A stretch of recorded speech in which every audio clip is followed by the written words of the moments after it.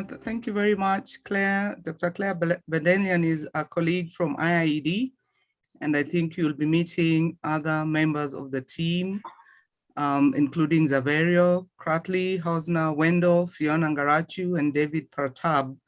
For now, as you enter, I'm requesting that you go to the chat and you write your name and your institution, or something interesting about drylands that has made you join this particular session of Gobeshona. So feel free, because I'm seeing a number of people are still entering, and it would be very good that as they enter, you write in the chat. So far, nobody has written in the chat yet. So this session has been put together by Kenyatta University and IIED. The agenda, as you can see, I'll just go through the agenda, but I'm still waiting to see anybody who has typed in the chat. You can write your name, institution. Thank you very much. I can see David Patab from London, IIED. More people expected to write into the chat. So we will be starting with an introduction to this particular event, which I will be doing. Thank you, Fiona Ngarachu, Kenyatta University, Nairobi, Research Fellow in Geography. Attendees, kindly, I hope you can hear me. Would like to know who you are and where you've come from. Okay, so we'll be starting with the agenda. Thank you very much. Somebody from Kajiado County Government, Malik Murewi, welcome. In furtherance of previous training on value variability, Nancy Kadenyi, Meta Research, Natural Resource Management Specialist. Thank you, keep writing in there. We really appreciate your presence. So we will have a launch poll and display the results. We will have 3 presentations broken in with 2 videos, and then we'll have a session for questions and then a plenary discussion. We will not be having breakout rooms. Remember, from our discussions today, we shall be able to come up with a message for COP27. Thank you, Felix Mutura, MSc students, Kenyatta University, Department of Geography, House Nowendo from ADA Consortium. Thank you very much. Continue introducing yourselves as we continue. And so now I think I can just go straight and give us some introduction to who we are, where we're coming from. So continue writing in the chat. Also, if you have questions and comments that you wish to share with the team, kindly just type them in. There's somebody who is tracking all the questions and comments that are coming in. Okay, so I will start just by introducing this particular event. And as you've noted, this is, if we move on to the next slide, we are looking at valuing variability in Kenya. Welcome, Halima Henkari. Welcome, Jackson Indimuli, a student from geography. Halima was from State Department for Livestock. Mary Makoha, welcome. So we will just start by looking at who we are. And I start with a slide here on something known as BRESIA, Building Capacity for Sustainable Food and Water Security in Drylands in Sub-Saharan Africa. We are a group of researchers that have just ended a GCRF's funded project where capacity has been key in terms of for researchers, for early career researchers, and more importantly, for community policy and practitioners and research managers. And we were a team led by University of Southampton, but you can see we had partners from University of Ghana, Malawi, Kenyatta University, Masinde Muliro University, University of Nairobi, and Technical University all from Kenya. We were also linking with regional centers, including WaterNet, and we had training champions, including Sarima and Vita. And IIED, we are partnering with today, what we call impact champions.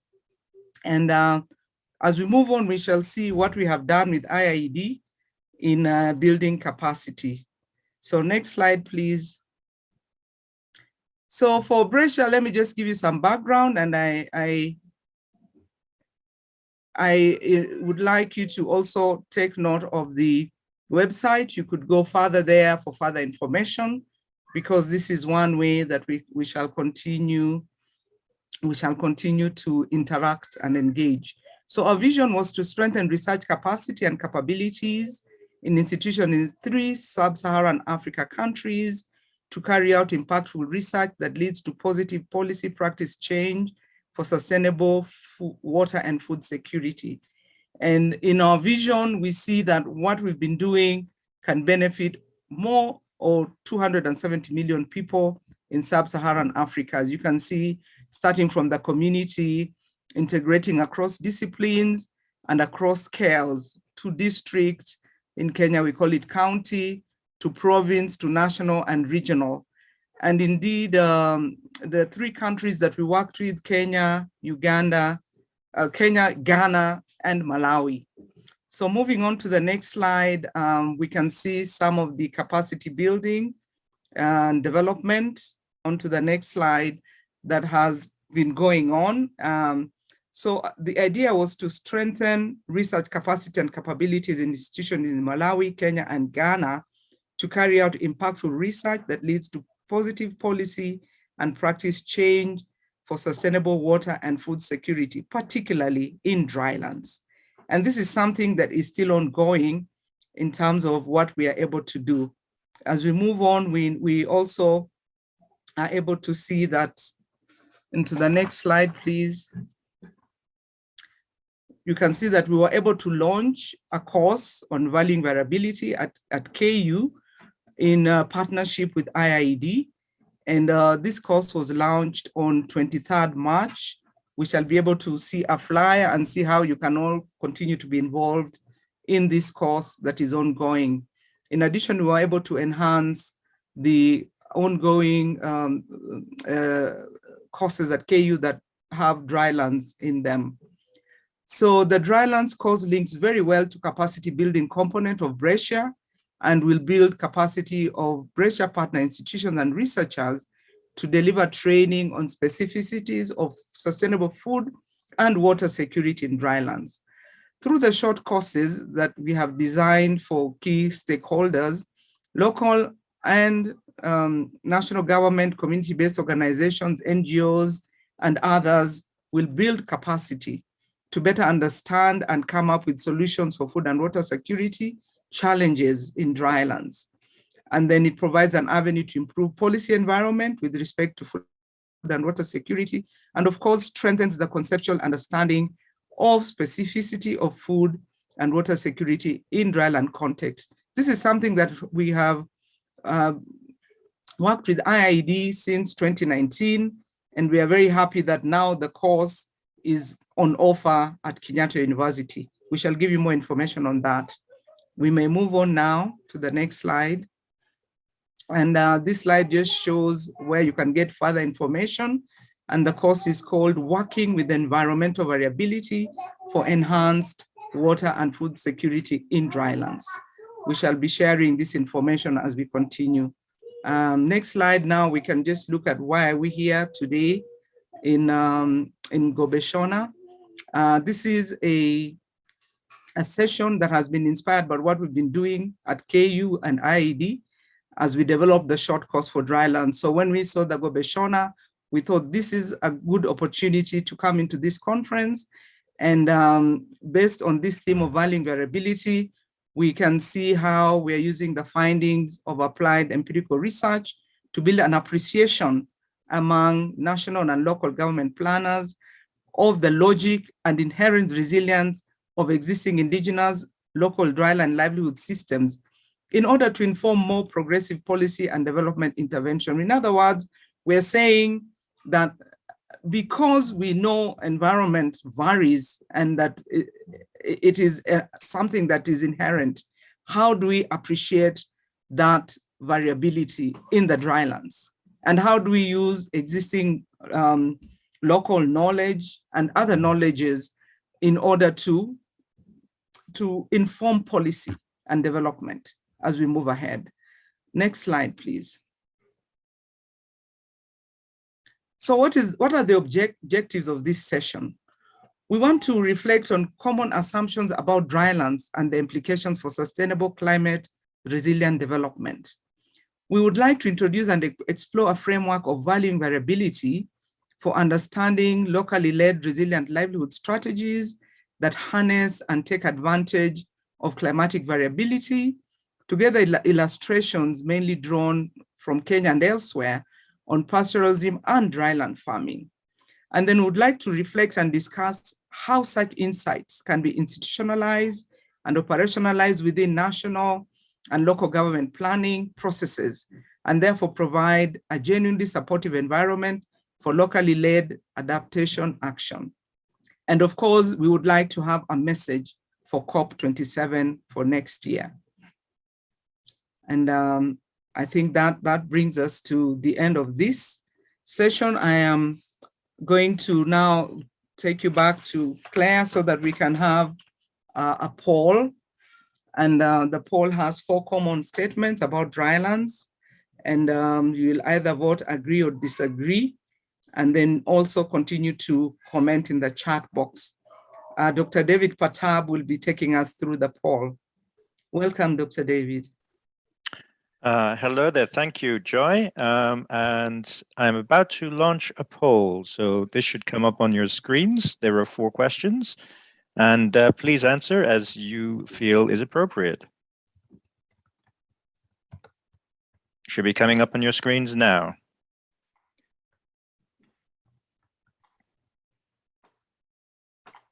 At the moment, I don't see anybody voting, but there are 4 questions. You'll see that there are 4 options. You can agree, neither agree nor disagree, or disagree, or you may think that you have no idea.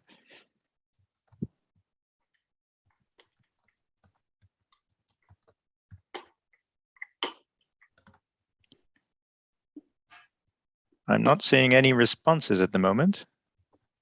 Can people actually see this? If you can see this. Yeah. Or... okay, I have 1. Very good. Please do feel free to respond.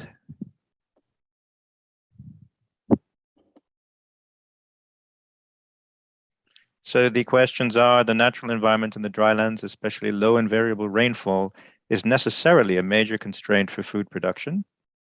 Would you agree with that, or disagree, or neither agree nor disagree, or do you have no idea?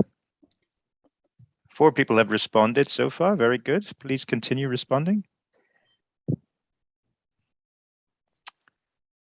Question 2.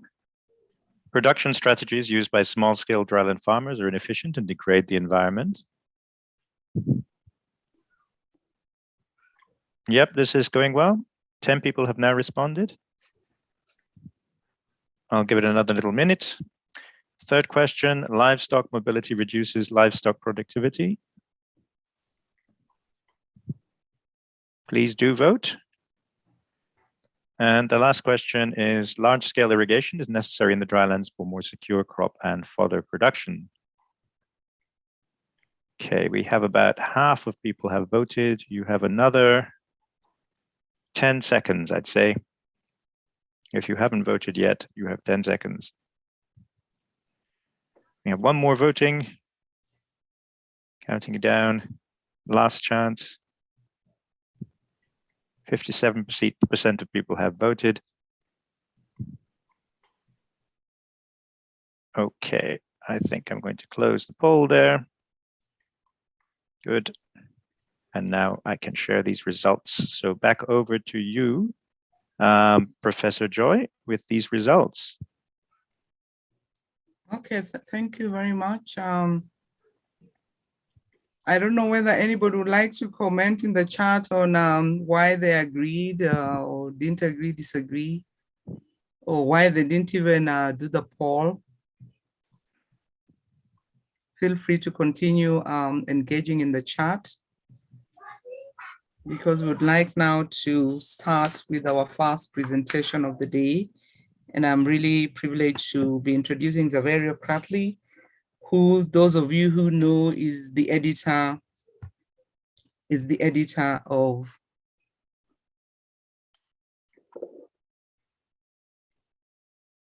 is the editor of the Journal of Nomadic People.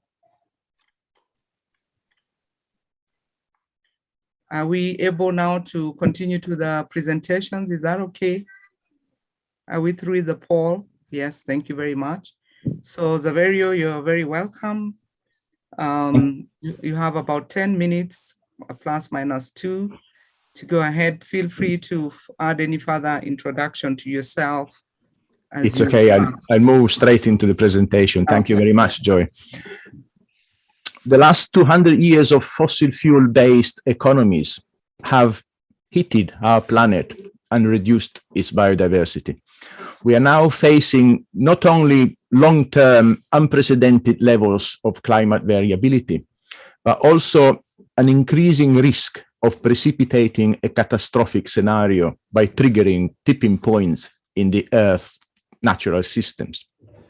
This is now. But the uncertainty associated with natural processes and the effort to separate production from it have been central to the project of modern agriculture since its beginning.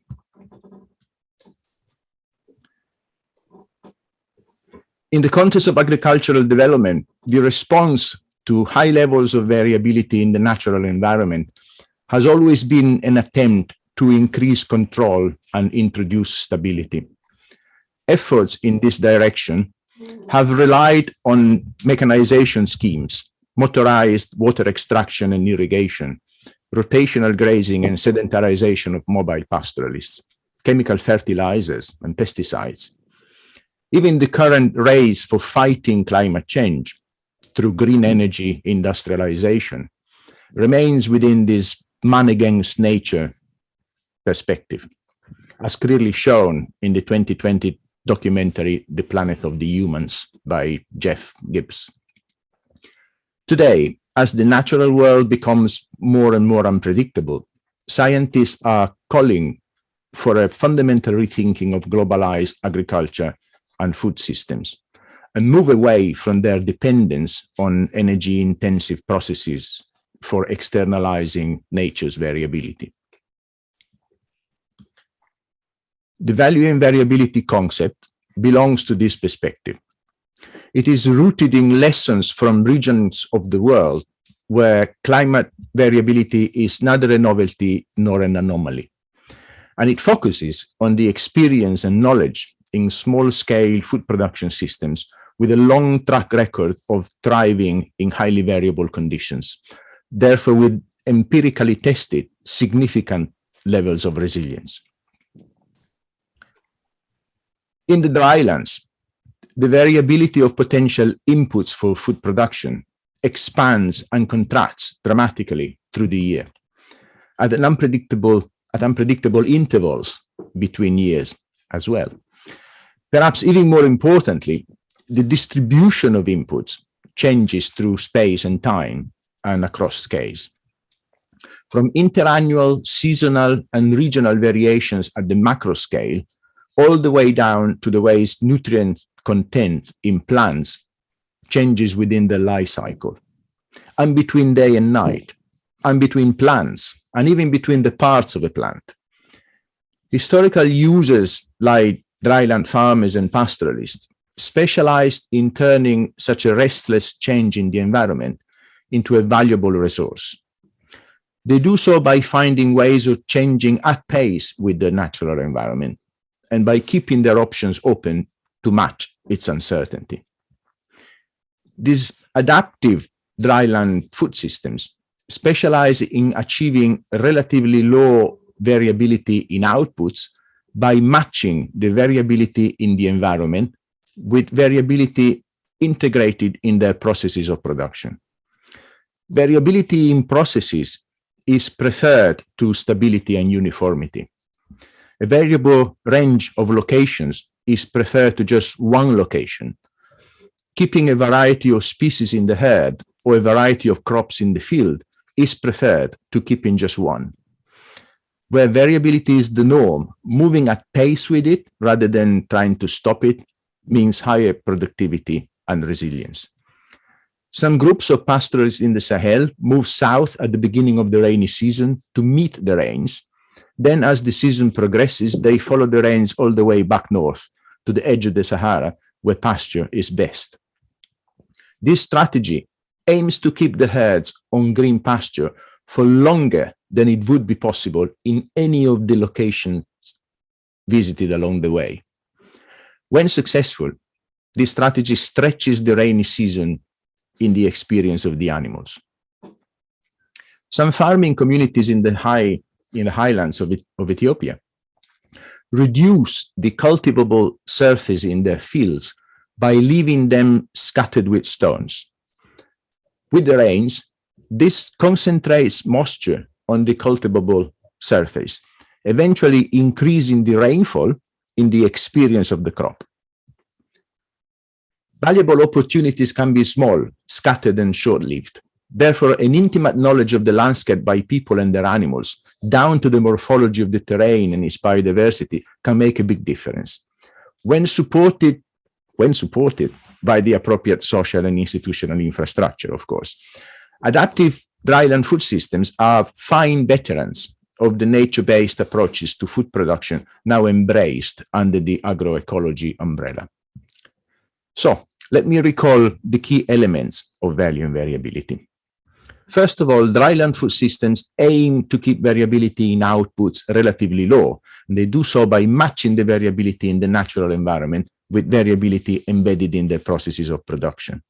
Second, the opportunities and risk in this context can only be defined from the perspective of the producer in the here and now. And whether unpredictable variability is experienced as an obstacle or as an opportunity ultimately depends on the production system. There are also two important implications. Thriving on unpredictable variability is possible, and indeed many forms of business specialize in doing precisely that, not just pastoralism. Think of the insurance sector, for example, or the stock market.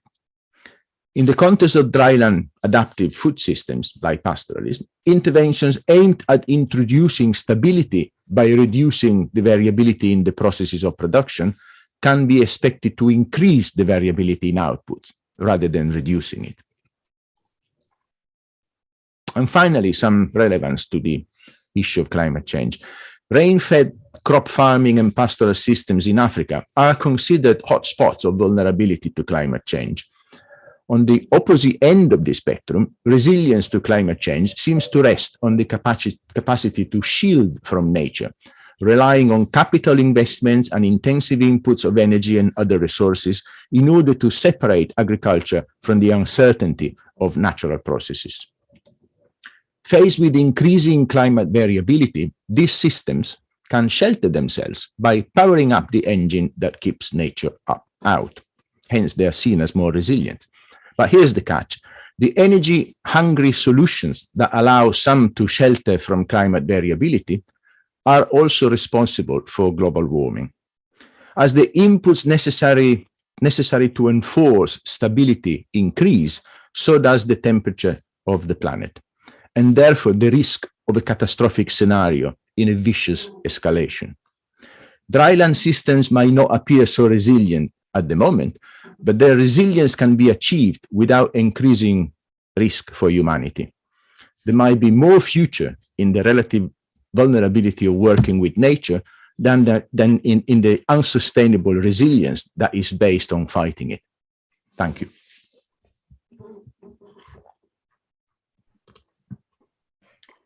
Thank you very much, Zaverius. So what is the future? Is the future fighting or working with the variability?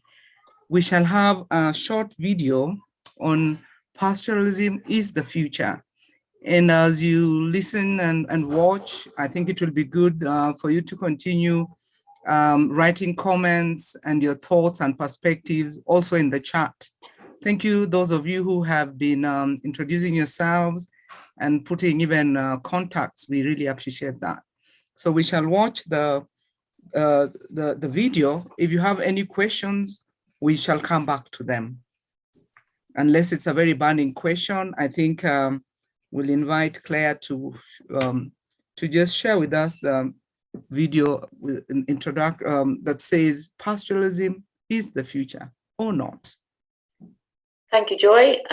Just sharing the video now.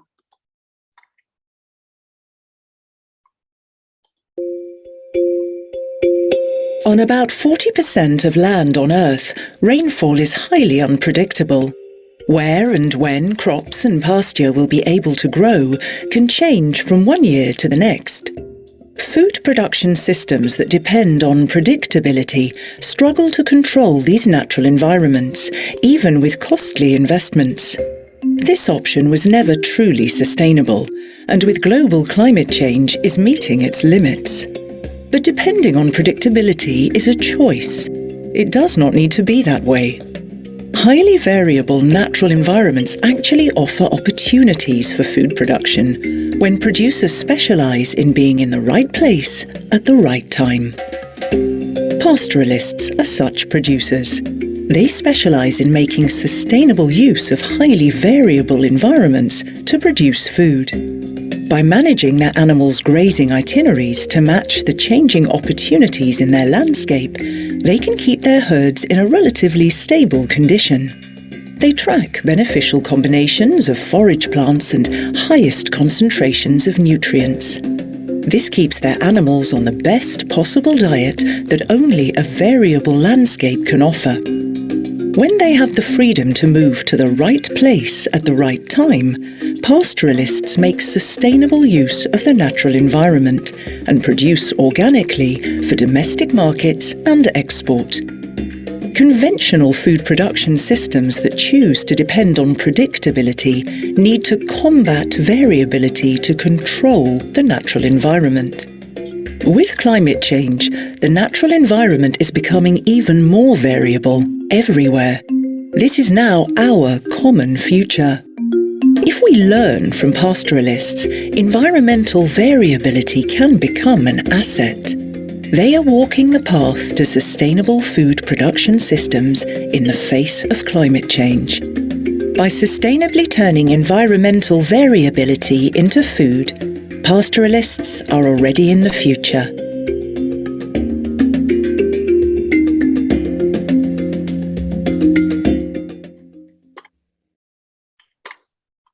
Thank you very much for that video. I'm seeing quite a number of comments that have come in with regard to the presentation, with Dr. Kennedy Obiero asking, can we survive without fighting nature? And we also have Nicole Roland, who's joined us from Malaysia, but also doing work in Eswatini, and says, how can we join in alliance with more powerful stakeholders to move towards living with variability? At this time, there seems to be a lock-in to large-scale infrastructure. Already governments have debts for this large infrastructure. How can we move forward? And the others are comments that are coming in and people who have joined. Welcome, Omar. Welcome, Kibutu. Welcome, Faith. Welcome, all of you. Continue writing in the chat, because all these questions you've asked, we shall come back to them. At this juncture, I would want to invite Dr. Fiona Ngarachu, who is a research fellow in the Department of Geography, KU, to give us some illustrations on valuing variability. And perhaps as we see that together with what we've just seen in the video and the various presentation, we shall then come back to some questions and answers. Welcome, Fiona. Thank you very much, Professor Joy. So I'll very quickly take you through some more illustrative or practical examples from what my colleague Severio presented. Next slide. So we'll be looking at three separate illustrative examples, some around water and moisture conservation, some around livestock production strategies, and some around crop production strategies. These are all strategies that are using the concept of valuing variability. We said, again, if you go to the next slide, this is not necessarily a new concept, but something that we can use to reframe our thinking around development in the drylands. So first there in this slide, you can see some pictures of water conservation in Kitui. The one on your left is a road water harvesting, which certain areas, Kitui is a dryland area of Kenya, for those of you who might not be familiar. So this is a farmer in the low-lying area you can see there in the distance who has dug these culverts along the roads, and in the rainy season is able to divert that excess road water to his low-lying farm where he has dug farm ponds and is able to utilize this water for both irrigation and domestic use. And as Xavier was talking about, stretch the rainy season for his particular crops and farm.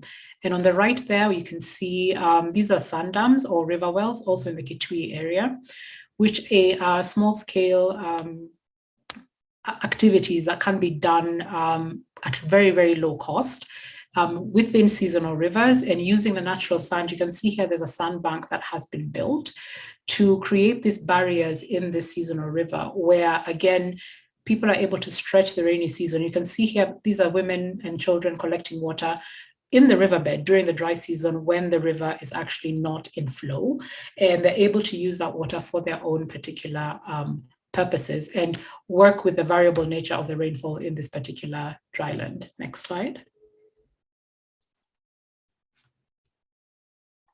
So over and above water conservation at these kind of scales is also soil moisture conservation. And this is an example from Malawi of agroforestry using this particular indigenous tree, which is prevalent throughout the African continent.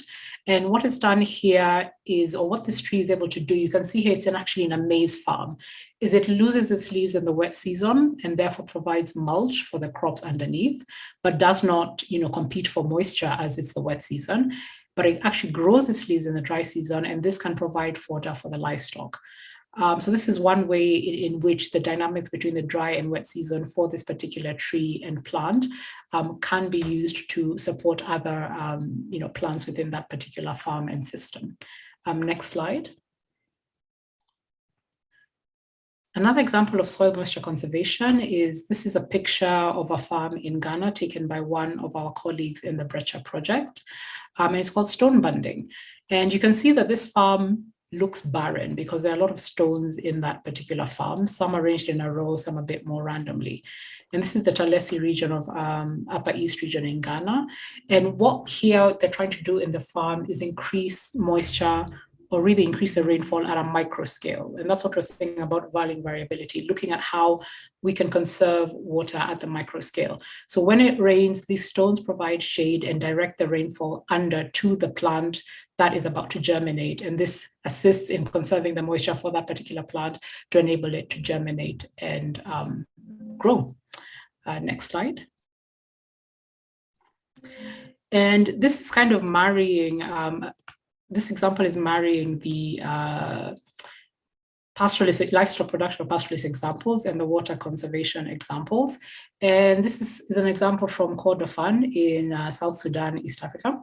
And they're called water bladders. And this was a solution to the issue of access to water by pastoralists and the kind of push at the time to get them to sedentarize and settle around the particular water points, which was a problem because that was leading to greater land degradation around those particular water points. And this case study comes from a book called Standing Wealth, the link to which we'll be able to share in the chat box. It's in this particular presentation as well. So what was done was, instead of, taking the pastoralists to the water and having them settle there, then take the water to the pastoralists. So this was a rethink of maybe a more traditional way of telling pastoralists you can't move around, simply sedentarize. And these water bladders can be loaded onto camels, they can be loaded onto trucks and taken to the areas in which these pastoralists need it. If you go to the next slide. So the previous assumption, as I said, was, that water has to be fixed, it has to be permanent, it has to be found locally, mobility is a problem. But these portable water points we're trying to, as Severi was saying in the previous example, provide process variability and match the access to water with a selective and transient use of pasture made possible by strategic mobility. So a variable process, the portable bladders, accounted for the variable input, the rainfall and water, and equaled higher output access to water for the pastoralists and their animals. Next slide. So moving on to, as I just talked about, one of the key, livestock production strategies or livestock strategies that we're talking about is mobility. And this is something obviously that has been happening in pastoral communities for very many years. It is, variability has been, a normal part of their life. And we can call it really a rational livelihood system that tracks nutrients in time and space and makes use of ecological variability. It enables, these pastoralists to, as we've been saying, stretch the rainy season, and the animals can have a much better diet by, following the rain, so to speak, having variety of pasture and a diversity of pasture accessible to them, rather than remaining sedentary and being forced to only use the resources around that particular local area. Next slide.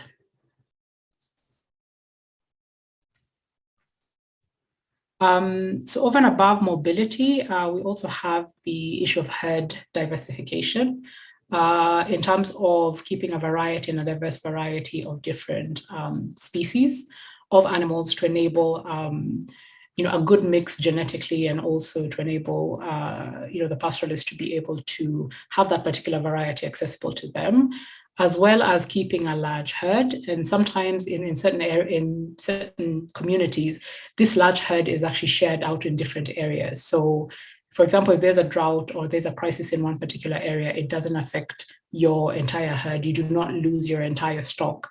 And these are some of the strategies that are used to work with variability. So that large herd can be, spread across different areas.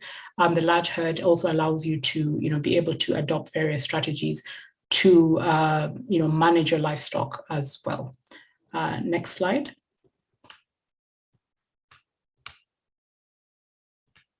Thank you. So I'll just present on one crop production strategies because there's both livestock and crop production that does occur in the drylands.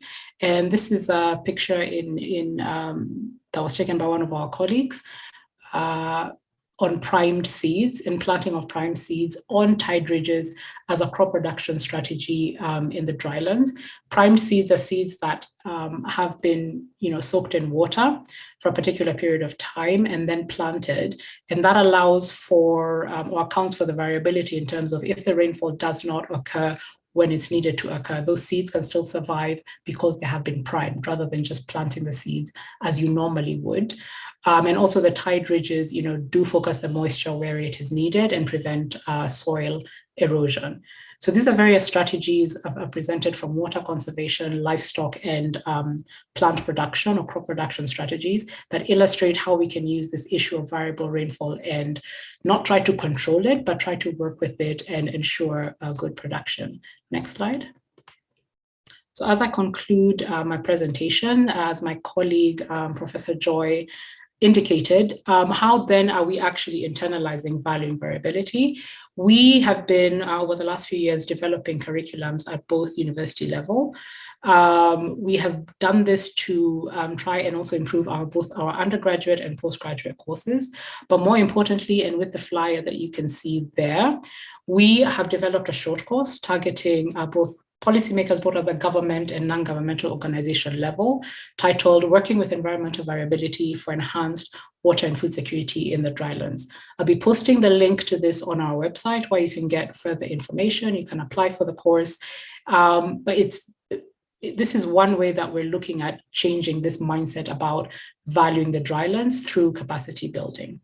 I'll stop there in the interest of time. Thank you. Thank you very much, Fiona, and thank you, people. I'm seeing a lot of discussion that is ongoing in the chat, and I'm truly thankful about that. Continue bringing in the comments.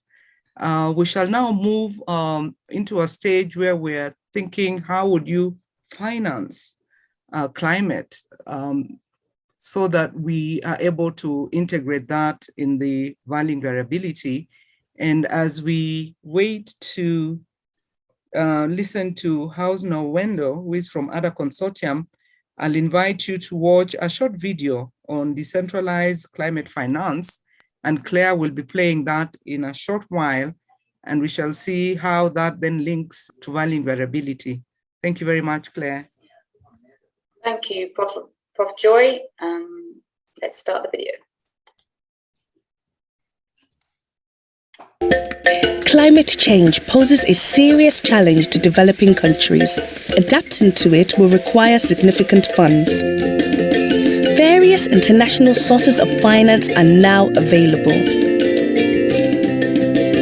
But how does this money reach local people who have ideas based on experiences which meet their specific needs for reducing the impacts of climate change? Decentralized climate adaptation funds use existing local governance systems to disperse money in a way that empowers communities and builds climate change resilience. With local people with relevant local knowledge deciding on the priorities, the funds can reach those most climate change.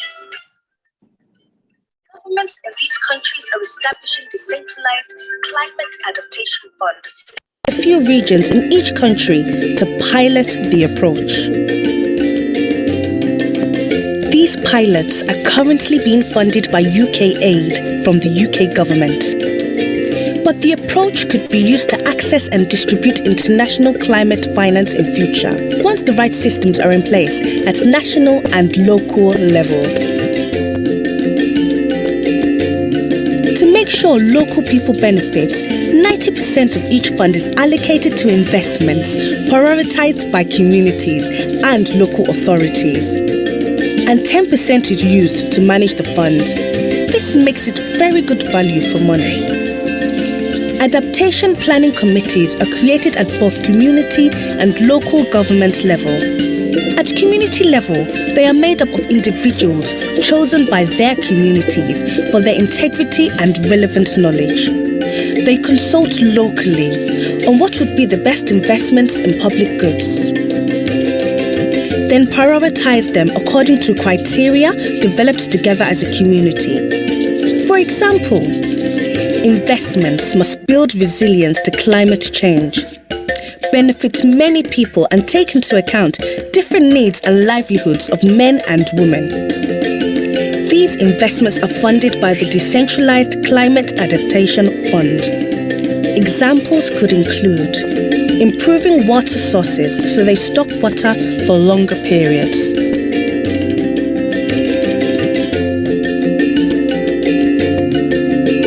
support for farmers, herders, fisherfolk and others to negotiate shared use of resources. For example, designated drought reserve pastures for livestock. And researching and supporting access to vaccinations for livestock diseases that have become more prevalent due to climate change. The Adaptation Planning Committee at local government level is made up of government staff and community members. They provide advice and technical support to the community level committee and prioritize investments from the fund that build resilience to climate change at local government level. For instance, financing access to climate information to help farmers and livestock herders to be aware of changing and unpredictable weather conditions in their planning. With finance and planning mechanisms for accessing climate funding in place at a local level, communities and national governments will be in a far better position to deal with the impacts of climate change. Find out more about decentralized climate adaptation funds here.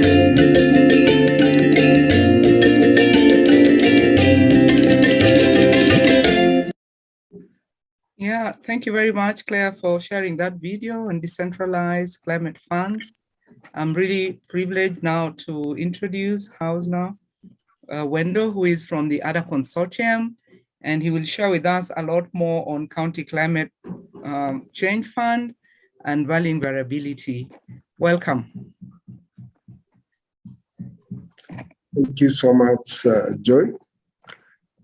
So I'm Hausner, and I'm going to shortly share with you how the County Climate Change Fund mechanism in Kenya as a form of devolved climate finance or decentralized climate finance is contributing towards some of the actions communities need to put into place to as part of the effort for valuing variability and being able to invest in actions that will be able to build their resilience to some of the changes. So the County Climate Change Fund mechanism, as it's referred to in Kenya, is a devolved climate fund mechanism. And this has been developed over time, going back to almost 10 years now, through the Adaptation Consortium. So at this point, I would like to probably let, for those who do not know or have not encountered the Adaptation Consortium, it is a consortium that consisted of, in Kenya, of government and non-governmental organizations, as well as international development organizations. So we had the International Institute for Environment and Development, we had Christian Aid, and then we had the Kenyan government through NDMA, also the Kenya Institute, the Kenya Meteorological Department for Climate Information Services. And we had a number of local organizations working in Kenya, in the counties where this program was piloted, in Wajir, in Isiolo, Makueni, Kitui. So these ones came together to form this consortium to develop, pilot, and try out this mechanism over time and improve it to the point that now there is a scale-out process going on, which it targets the entire country, targets all the 47 counties in the country. So far, around more than 30 counties now have at least a law, a climate change law, that stipulates setting up of this mechanism.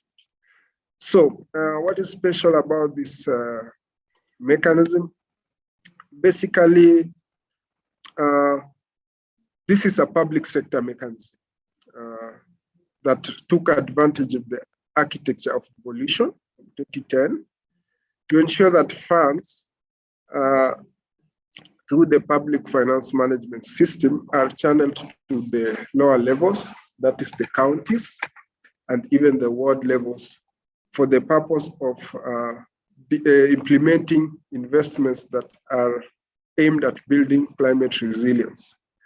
So as you well know, climate change and variability is perhaps the greatest form of variability in our times. And as such, some of the historical or indigenous methods and approaches that have been used by communities cannot be sufficient to be able to deal with this. So we require a more intensive, there are capital intensive investments and so on. Basically, it means that we need sufficient finance to go to the lowest level so that these communities can be able to effectively implement some of the strategies you have seen from the previous presentations at a scale that is able to actually build resilience for these people at household and community level. So the focus has largely been in rural areas, although we also worked on an urban, on an approach that is relevant for urban areas, but still most of our counties are rural, and the focus is areas where we perceive people to be poor and have less resources, and most of their livelihoods around farming or pastoralism. So the local actors at that level engaged through government planning processes, and they utilize participatory planning tools. You will see in the next few slides that there is one of the structures we call the ward committees, ward climate change planning committees, which play a central role in now bringing to life utilization of these mechanism, utilization of these funds to develop or to propose investments that are aimed at harnessing variability and building resilience. So how is it structured? What are some of the elements that form this mechanism? So first of all, we call this a mechanism because it's not just a fund. We have different funds that are created through public policy and legal mechanisms for various different aims. But this one, as this consortium worked, we looked at all factors and realized that we need to have a mechanism that brings together different aspects that will make it functional so that it can be able to achieve its goal. So there is the fund, which is created by law. So normally a country will have a Climate Change Act, which stipulates putting in place this fund. And then the fund is established in line with the Public Finance Management Act in form of through regulations that are put in place by the county assembly. So that's one component. The fund is located at the county level and it's administered as part of the county public funds with a percentage of money of the entire development budget of a county being committed to this fund. So most counties have committed between 1 and 3%. And then we have another important component, which is the climate change planning committees. We have two important committees. We have the World Climate Change Planning Committee. This committee is, I will come to it, but this is the committee that really is at the world level, and it's put in place through a process that is quite open and democratic because they're elected. There is public vetting, and they look at aspects such as leadership capability, integrity, knowledge of this area, of factors such as all these issues we talk about, valuing vulnerability depend on indigenous knowledge, experiences, and so on. So these people are elected and then they form a committee, which then works in putting in place prioritized action plans that then are funded by the Climate Change Fund. So we also have another committee at the county level, which largely includes experts working at that level, the county, and brings on board non-governmental organizations. It also brings on board representatives from, let's say, religious institutions and so on. So these ones are supposed just to support the world committees in implementing their mandate or improving on their proposals and so on. They provide more of an advisory role and a guiding role rather than having the authority to veto or to turn down proposals that come down from the communities. So we have the next component, which is important, that is climate information services and participatory planning tools. These ones are provided through guidance of a document that is developed through the Kenya Meteorological Department. So we have a county director of meteorology who goes through a participatory process to develop a county climate change information service plan. As we know, climate information is very, very vital if we are going to do short or long-term planning for climate variability and change. So it plays that particular role. And then we have another component, of course, on monitoring and evaluation of the resilience building work. So this is just about taking stock of progress over years, if the goals that have been set by each ward are being achieved and so on. So more about this mechanism can be able to be, you can get this information if you go to the other consortium website and through other material that is shared by the IIED and some of our partners. But for now, I would like just to probably emphasize the role of ward committees. How do they come into making a reality, valuing variability through the County Climate Change Fund? and what is the role they play actually in ensuring that they mainstream value variability in formal planning. So the situation, how the ward committees are situated and how they're created plays this role very well. We know that basically indigenous knowledge and influence in planning system has not been very strong for many years in Kenya and probably many other countries. But the truth is that our communities have lived with variability for centuries, and they have immense knowledge and skills and capacity to be able to implement strategies that harness variability and promote their resilience. So what happens is that these committees, when you look at how they are put into place, a ward usually, typically in Kenya, will be consisted of different villages or communities living there. And most of them will either be agricultural areas or pastoralist areas. What happens is that there is a very representative process of electing them so that every geographical area is represented and different groups are represented. So we're talking about elders, youth, women, and other participants who form part of this committee, so that they can be able to bring in all the required knowledge and experience. So the focus is rather on ability and integrity and leadership and commitment to the process rather than, for example, educational qualification. And then they are actually empowered through the laws that are, because these committees are set up through the act and the regulations that are being passed by the county itself, by the county government. So they have power to deliver on those mandates that has been given to them. So unlike previously when this did not happen. But more importantly, how do they come into the formal planning process? Through the power given by law, they are supposed to carry out resilience assessments, and then they are supposed to come up with priority plans for their counties. So what then happens is that previously we had the counties planning on their own. We even had the national government, which had experts for every sector, just carrying out plans and then trying to implement them at rural areas and so on. The success can be discussed. It's variable, but in most cases, programs have failed because it didn't work.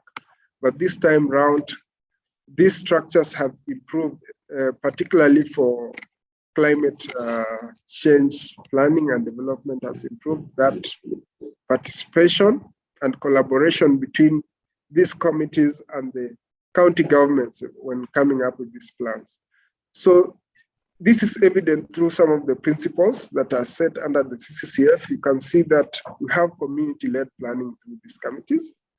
So people's experience and knowledge and institutions is able to come into play through these structures to manage climate variability and extremes. And then the aspect of social inclusion, I've talked about the committees having different representatives for different segments of society.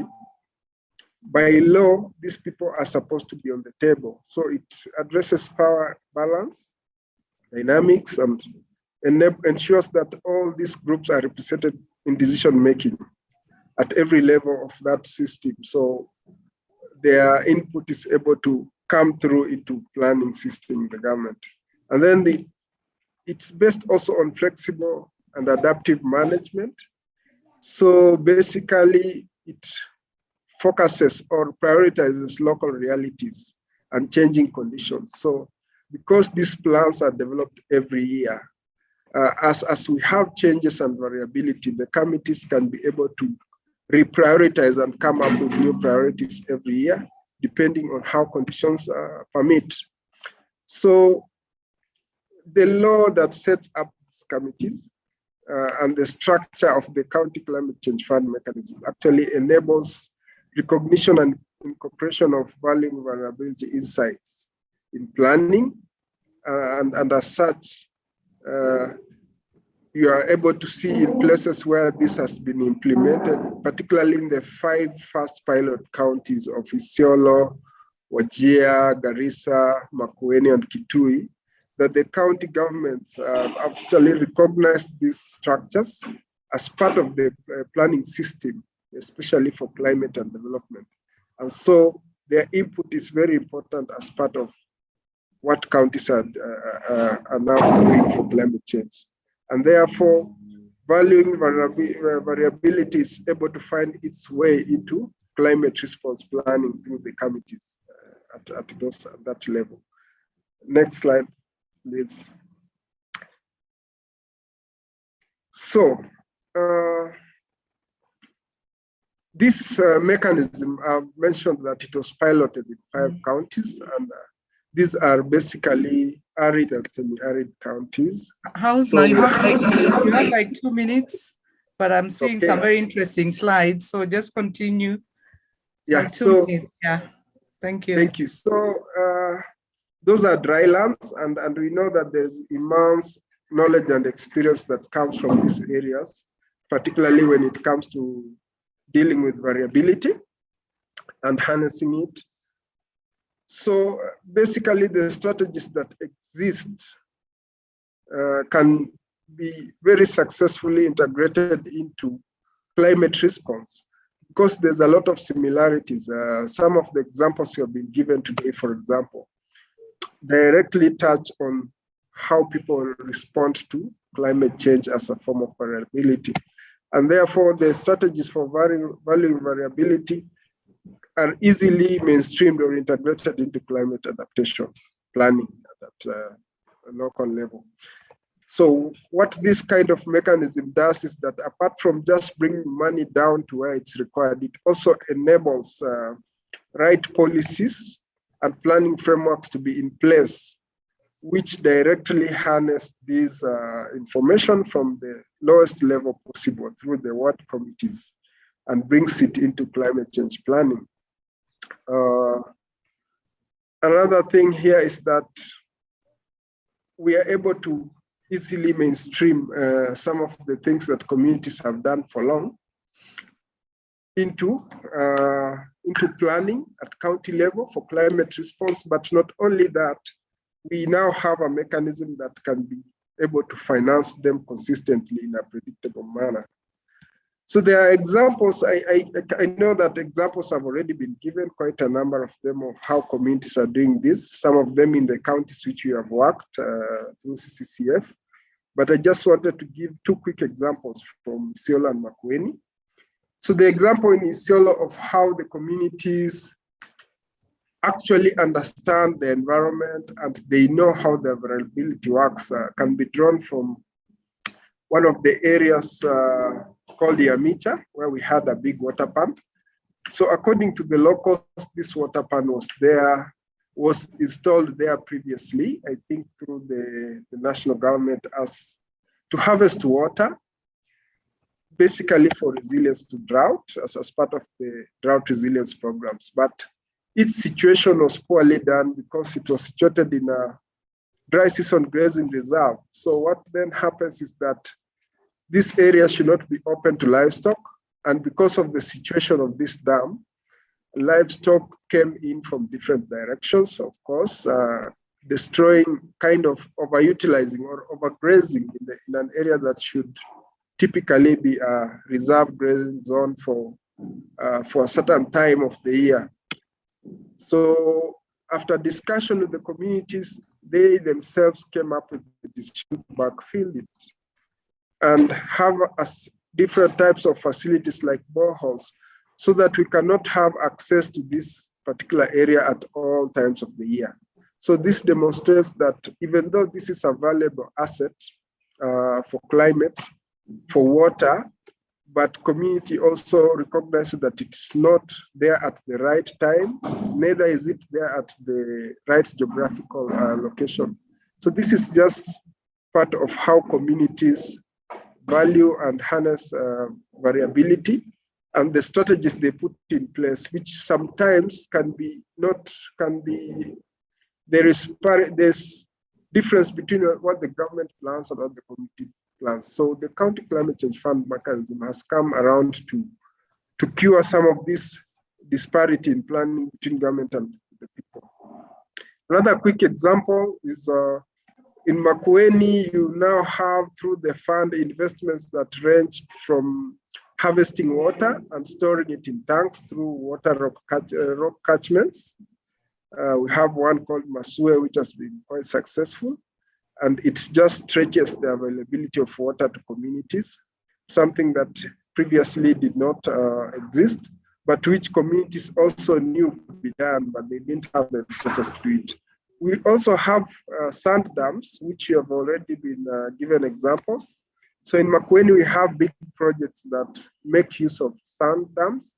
And because of this importance of how community values the water that is stored underground through sand, they have even a very successful sand management authority that manages this particular natural resource as a critical for supply or provision of water for different uses during extreme drought. In fact, Wote, which is the main town in Makueni County, where we have the headquarters of the county government, is largely supplied by water harnessed or harvested from sand dams on the river, local river, we call it Kaiti. So these are just examples of how some of these practices have now been harnessed and are now being scaled up to be able to build climate resilience. Thank you. Thank you very much, Hausner Wendell, for that important discussion. You know, when we come to finance, somehow it sometimes tends to be lengthy, but we are seeing how climate adaptation and valuing variability in the context of climate finance. So those of you who had joined earlier, you're aware that we shall not be breaking out into rooms. Instead, we want to have a question and answer session. And I already see that there are quite a number of issues that have been put on the chat. Some of them have been responded to, but I think it will be important to pick one or two and allow people to actually voice the issues that they are raising. I've noticed in particular Nicole, Kennedy, and Mamo, as well as Malik and Nelson and Jackson Indimuli are people who have been busy in the chat. Thank you very much. All of you continue to do that as well, so that we can have as much rich information as we can from this intervention. So I wonder whether I can invite any of you to unmute and speak, or whether I should just read your questions out for you. So I'll just start with one of the questions from Mamo, which says, what could be the strategy to ensure that these structures are funded efficiently, considering change of governance at national and county levels? I guess Mamo is talking from Kenya. And are you able to say something about that, Hausner? What strategies for adequate funding? Yes. So basically, the first strategy is the County Climate Change Fund mechanism itself, because as I mentioned, it's a mechanism that ensures we have reliable, consistent funding to the counties. So the counties which are now putting in place these funds and committing to have a percentage of their development budget into the fund every year, that's the first step. And then the mechanism also gives them the ability to be able to fundraise from other sources to put capital into those funds. And for these counties, the monies are then shared out around each ward, and each ward is able to implement some of its priorities. But in terms of action, what is going on right now is that this mechanism has been used as a basis of developing a program called the Financing Locally Led Climate Action Program, which is now being implemented by the National Treasury and targets all the 47 counties. So it's just aimed at channeling funding to each and each of the counties in Kenya, and supporting those who do not already have structures in place to put in place the policy, structure, and laws for county climate change fund mechanisms so that they can in future be able to tap into different types of finances through their fund. So that is the long-term plan. So at county, we have the mechanisms, and the national government is supporting through the FLOCA project for the next 5 years. Okay, thank you very much. I'll just read another question from Nelson that says, how can county governments bridge this gap that exists between disaster risk reduction and adaptation to climate change, bearing in mind that most funds are channeled to short-lived disasters and less emphasis on drought?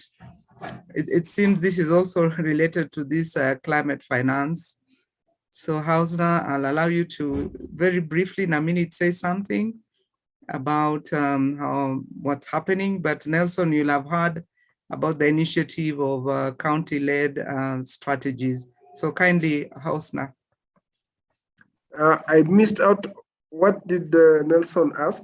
It's the question is, how can county governments bridge this gap that exists between disaster risk reduction and adaptation to climate change? Considering that funds are channeled for short-lived disasters, it's like we wait for the disaster, quickly we react to it. When it has happened, it's like long-term, what can be done? Thank you so much, Joy. So Nelson, I think disaster risk reduction actions, they depart from the same risks as climate actions most times. And therefore, what can happen is that the ward committees need to just have the capacity to be able to prioritize actions across adaptation, disaster risk reduction, and even mitigation. So this whole spectrum is what we call climate resilience.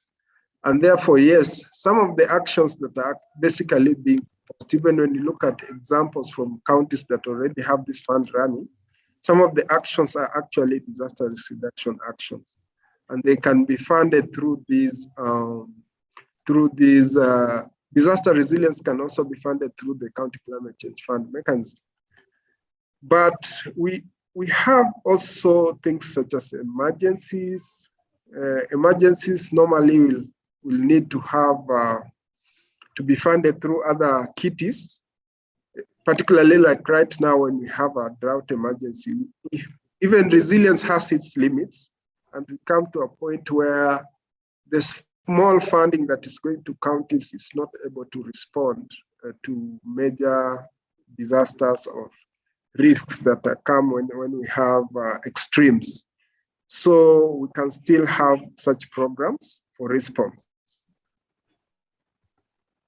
Yeah, thank you very much. Those are some discussion between Kennedy and Zaverio. I don't know whether you caught that.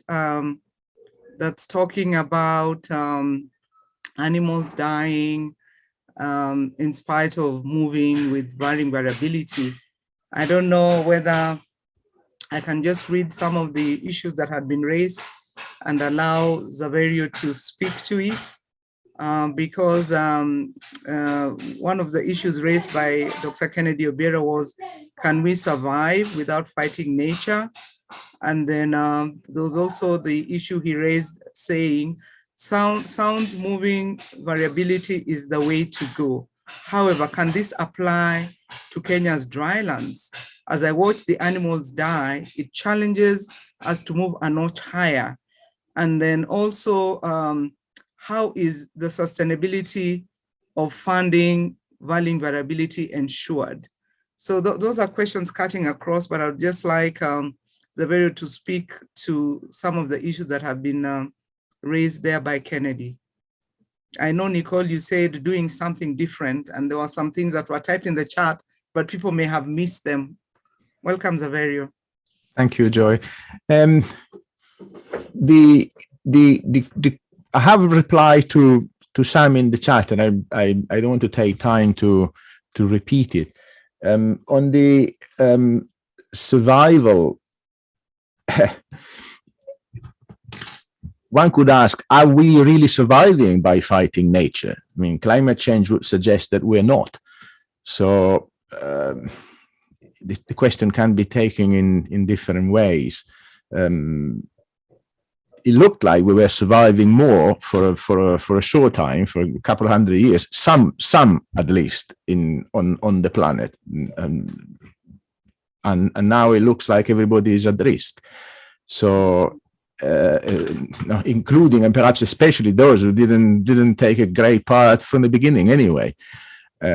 So it's a tricky one. We are living on nature. In as much as we are on the planet, there is no fighting nature. We are nature. We are living on nature. We've done that for a few millions of years, and yeah, it's not really an issue of battling. It has been framed like that within a very particular and relatively recent perspective in the history of humanity, with the consequences that we are seeing. So that's all I have to say really about that. I don't have anything to say about ensuring that funding variability is sustainable. I have no idea, but I am really happy to pass this to Hausner. Yeah. Window. Thank you. On the sustainability. I think also something I've just picked up is capacity building. That came from the response of Hausner in the previous to the previous person who had asked about ensure disaster and making sure that there's funding long term. So I think the term capacity development, building, and all that is very important at this stage because you will realize that as new structures come into play, who are the local community actors, who are the government actors, what's their capacity to, manage whatever resources or that may be provided as well. So Hausner, I don't know whether you'll say anything or I can move. As you're thinking, I have seen there was an issue, and thank you, Mamo. You said you're from Masabit. Thank you for that.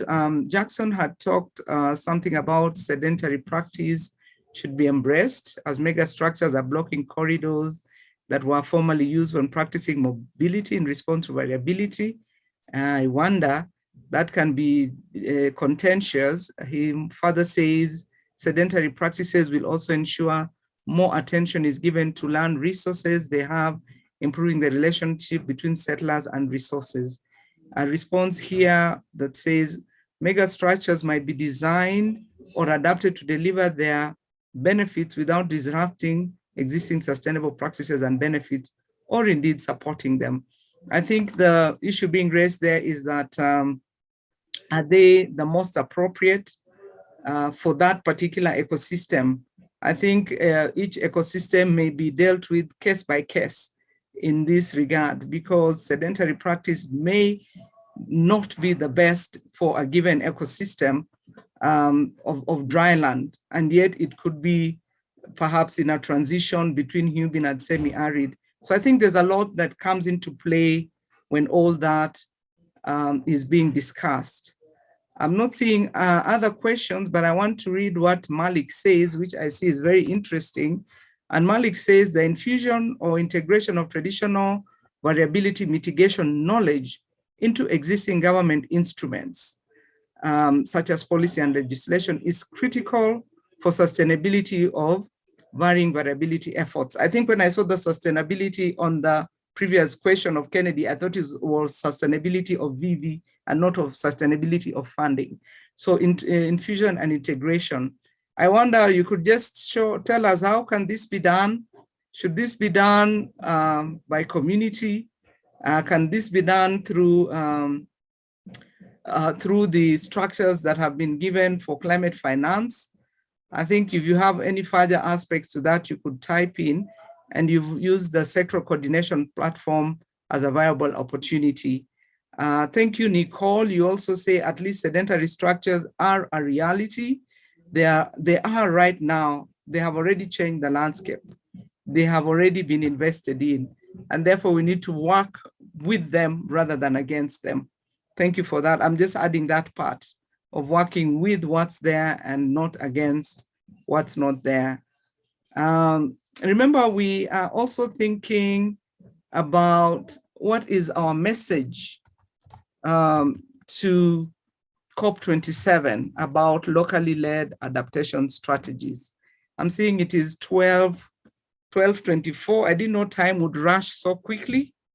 Yeah, thank you, Nicole. I didn't know time would rush so quickly. We have like 6 minutes. And I think this is one of those webinars where exactly at 12:30, it closes. So please type in to the chat what you see as important. I've picked this aspect of Malik as very key in my view, as a key message, you know, of integrating. And he said we could use the County Agricultural Sector Steering Committee in this particular case, and given ways of doing that, which we can look at. We also had a lot of interesting comments from Nicole, who says it would be interesting to see how we can encourage new small businesses and entrepreneurs to develop businesses that have value variability from the start of the business development process.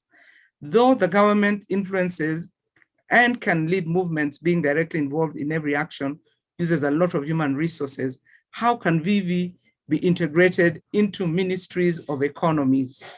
How can VV, Fiona, you could try and take that. How can value variability be integrated into ministries of economies?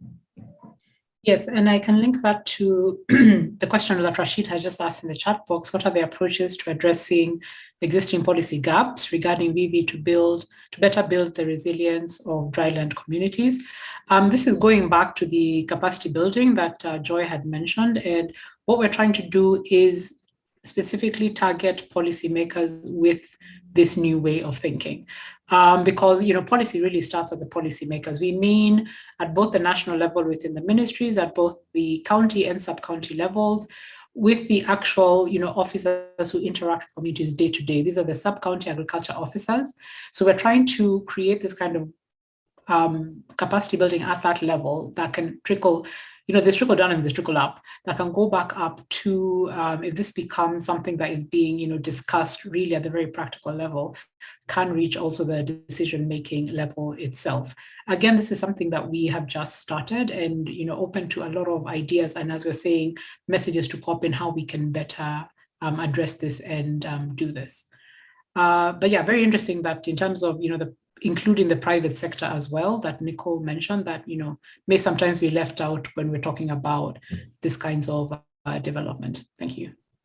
Yeah, thank you. And I see Kennedy saying value variability in sustainable livelihoods and climate change mitigation and adaptation. I give it 70% and other options 20 to 30, though very subjective. What do you think?